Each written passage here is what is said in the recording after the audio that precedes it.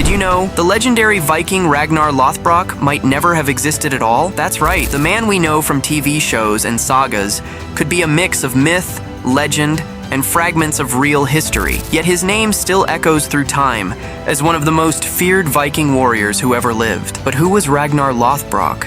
Really? According to medieval texts like the Gesta Danorum and the Icelandic sagas, Ragnar was a Scandinavian king, a raider, and the father of some of the most famous Viking warriors in history: Bjorn Ironside, Ivar the Boneless, and Sigurd Snake in the Eye. His family shaped the Viking Age more than almost anyone else. The sagas describe Ragnar as a fearless warrior who wore Lothbrok, or hairy breeches made of animal skin, said to protect him in battle against snakes and enemies. That's where his name came from, Ragnar Lothbrok. But here's the twist.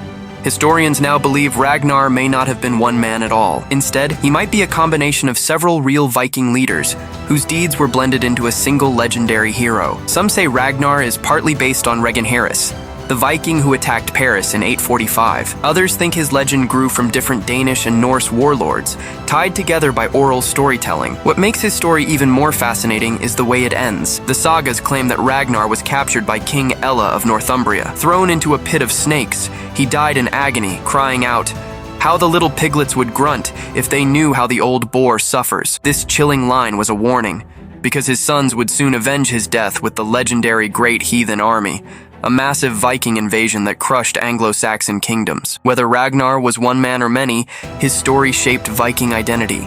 He represents the courage, brutality, and ambition of an age when Norse warriors ruled the seas and terrorized Europe. So remember this, but the legacy of his legend is more powerful than most kings who ever lived. And maybe that's the true story.